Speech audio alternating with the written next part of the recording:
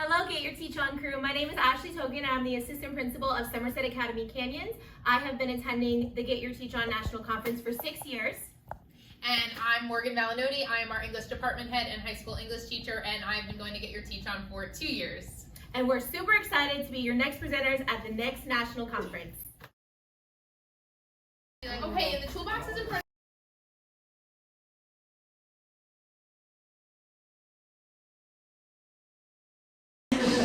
So we are going to teach you guys a call and response. And so if you don't know what a call and response is, it is a great way to get your students' attention when they are working and if you want to get them back together instead of saying, I'll wait, or 1, 2, 3, eyes on me. That's super old school. And so we do have one that's going to go with our construction theme. Because we are building, after all. So when we are ready to do something or we need you to quiet down, we are going to say stop.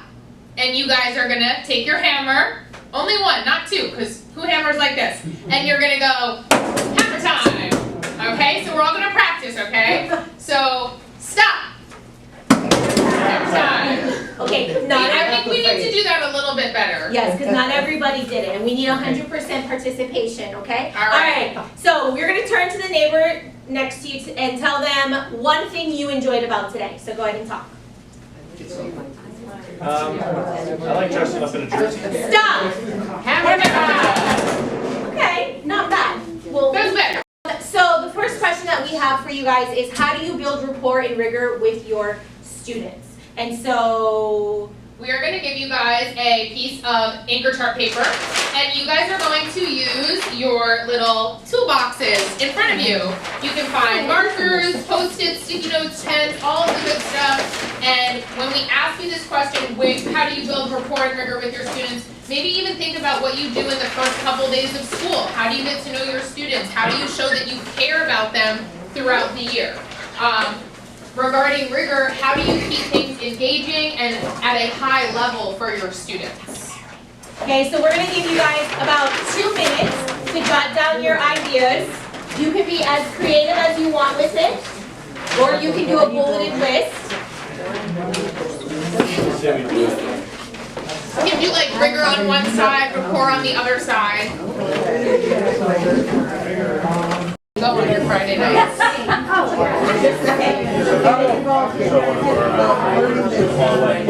Showing up. I was probably talking.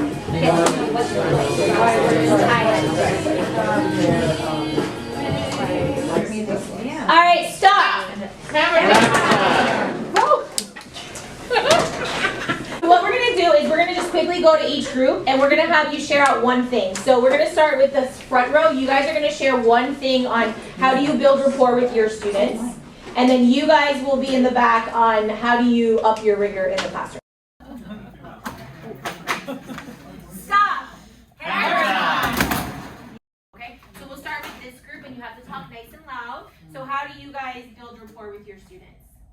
Just one. Just one? Either or? No, rapport. Report. Okay. Building trust by making them feel welcome when they first walk into class. So, asking them questions and because when they first walk in, like for them to have a good impression about when they first receive a class. True, and you don't know if they, got into an argument with their siblings or their parents on the way to work, if they're having a bad day, maybe they didn't get to eat, maybe they were up late taking care of younger siblings the night before. So we don't know what's going on in their home life or what happened. And so building that trust and making them feel welcome when they come into class is super important because they feel like, my teacher cares about me, right? Good. What about you guys? Something I like to do is whenever we do small group rotations in my class, I will make sure there's one where it's just me with like 5 or 6 students. That way I can still build a relationship while we're working on math stuff. I like that. Yeah, so building relationships while you're working in a small group because it's more of an intimate setting and you get a chance to actually get to know the kids and their interests and things like that. All right, this group, so for rigor, how do you up that rigor in your classroom?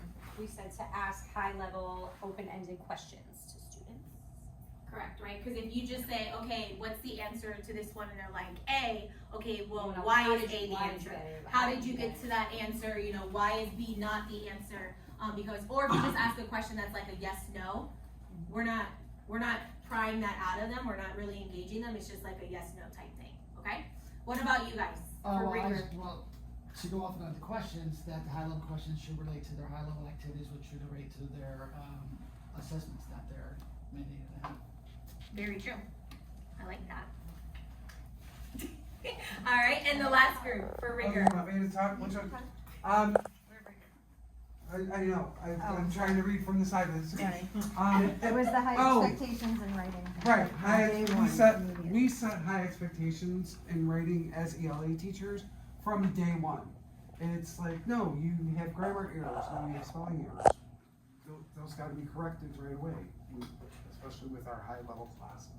Right, so setting those high expectations is super important, and a lot of times, some teachers, especially new teachers, are stuck, well, how do I set high expectations? What does it mean to have high expectations, and what does it mean to increase rigor? So we're gonna go over a little bit of that today. All right, so if you guys want to take out your handy dandy graphic organizer.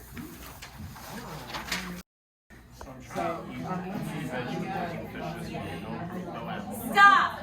Every time.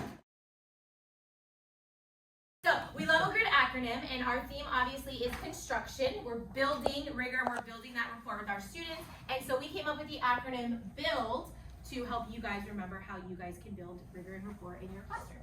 So we have bond, uphold expectations, whoop, invest, lead by example, and drive growth. So we're gonna start.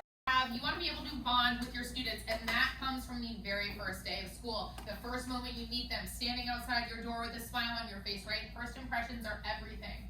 So a lot of our research talks about connecting behaviors. How do you connect with your students? Maybe we're not the funniest people, right? I mean, some of us teachers, we like to feel like we're comedians, we're actors, we're actresses. But using humor, right? Whether your kid's sense of humor is your own, but studies have shown that by using humor in the classrooms, as cringy as it might be, right? I make a lot of dad jokes, but my kids like it. They might just chuckle, they might just crack a smile, but they appreciate it. We want to make sure that you have a positive impact on student behavior, because when you are able to bond and make connections with your students, studies show that it lowers performance anxiety and increases student enjoyment in the classroom. Ms. Token mentioned earlier that unfortunately people don't learn from people they don't like. Kids don't learn from people they don't like. So if you can create that bond and they're excited to come to your class and they're excited to learn and you have that positive atmosphere, they will inherently do better in your room. And then courteous behavior also falls under our bond strategy when teachers are perceived as empathetic and caring. Students feel that connection when they know that teachers care. So when we were walking around the room, I saw a lot of people write down just going to activities, asking about their interests. All of that stuff helps build a bond with your students. So for B, then on the rapport side, so we want to be able to set the bar high. Your students will rise to the occasion. There's that saying, if you shoot for the moon, you might not make it to the moon, but you will land among the stars. And I like to do everything in sports analogies, right? You are a 6-6 team. You are playing a 12-0 team. You will rise to the occasion. It'll be a closer game than you think. Versus if you play an 0-12 team, you will lower your standard. If things are not expected of you, kids will sit there. Kids won't do anything. So we need to make sure that we keep that bar high. Expectations, like this group talked about earlier, play a huge role in students' future decisions and success. So we need to make sure that we are keeping those expectations high for all students, right? Then we have RU, upholding expectations. So this is a strength-based approach. So this is more on the behaviors. We want to learn our students' name. We know the first day of school, where some of you have hundreds of kids, right? And to remember all their names is a lot. But something that I do, and this is just me walking down the halls whenever I see a student, I don't just say good morning, I will say, good morning, Stacy.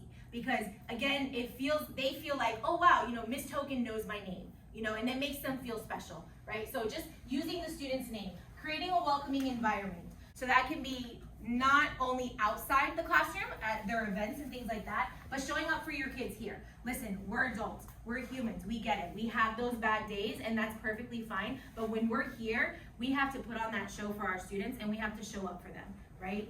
We may have the biggest headache, we may not feel well, but we have to make sure that we're here, we're showing up for our students, because you don't know, again, what's happening outside of school, and this may be the only safe space for them. All right, the next letter is invest. And so one way that you can build that rapport and up your rigor with your students is by investing in them, right? So we want to make sure, right? So obviously we're always modeling and things like that, but if we want our students to do something, then we need to make sure that we're leading by example. So we need to say it, we need to do it, we need to coach it, and we need to live it, right? We need to basically walk the talk? Talk. Yeah, that, right? So we need to make sure that we're doing those things. I'm just gonna kind of skip over because okay? Modeling rapport. When it comes to rapport, right? We want to keep our cool. Listen, we get it. We know when there's kids that just crawl under your skin and you're like, and you want to just blow up, right? But we got to keep our cool, because once we kick a student out, or once we show the students that we have lost our cool, then like, haha, I got them, right? And we work with those middle and high school students, and we know they are very clever, right? And so we want to make sure that we are keeping our cool, and we want to maintain respect, right? If we want respect from these students, we also need to respect them, okay? And then when it comes to rigor, we want to model classroom tasks, okay? One of the biggest things when I was in the classroom, and I was just talking about this with Ms. Valinoni, is that it wasn't mandated by my school, but I made sure that every 8th grade student had a novel at all times. And so if we weren't doing anything, they were constantly reading. There was never a time where it was like, I don't have a book. No, they always had a book, right? And I had a huge library in my classroom, and if those books didn't make it back, I wasn't charging them or anything. I was like, hey, they needed that book more than I did, I guess, right? And so I wasn't over there, hounding them like a checkout system. They wanted the book, that is fine. But one thing that we did is the first 10 minutes of my class every single day is that we stopped what we were doing and reread. And so if I expected my students to do that, then guess what I was doing? I was also doing it, right? So I could have taken attendance, I could have, pulled up my videos for the day or anything like that, but I made sure that if I was going to expect my students to read for 10 minutes, then I needed to make sure that I was leading that by example. And in the beginning, they were like, oh my God, I don't want to read, da-da-da-da. But then as weeks went by, it was, can we add 5 more minutes? Can we do 10 more minutes? And I was like, no, we got to get going, right? But again, you're opening up those doors and you're leading that by example. One is L, lead by example, right? So. And then our last letter is for D in build, and it is to drive growth. So again, comes down to those setting high expectations. Be consistent, right? Those high expectations should always remain high. Information sharing behaviors is key here. You need to make sure that you're being clear. Knowing your content and giving real world examples. I know it sounds silly, know your content, right? We teach, we're teachers, we're in our classrooms for a reason, but we need to make sure that we're prepared, right? That's why we have lesson plans and why we're asked to do all of the things. Because when we're prepared and we know what we're talking about and kids ask questions and we can answer them, kids are like, wow, they actually are intelligent. Oh, that's why they're my teacher. If they feel like you don't know what you're talking about, they won't want to learn from you. So it's important to know what you're teaching for that day and be able to provide examples that relate to them so that way they can understand.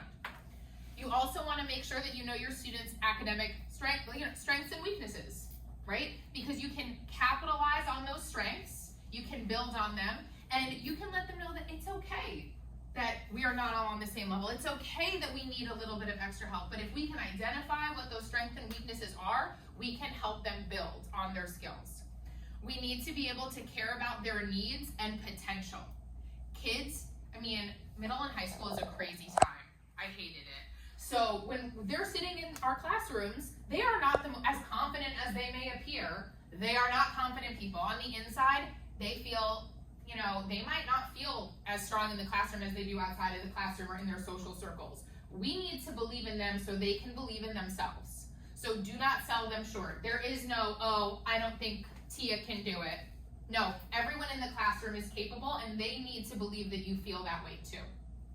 So that's how we can drive growth, again, by keeping that expectation high and believing in all of our students, because that's where that confidence stems from. And when you have a confident kid, you have a kid who wants to try. Thanks. Let's go build.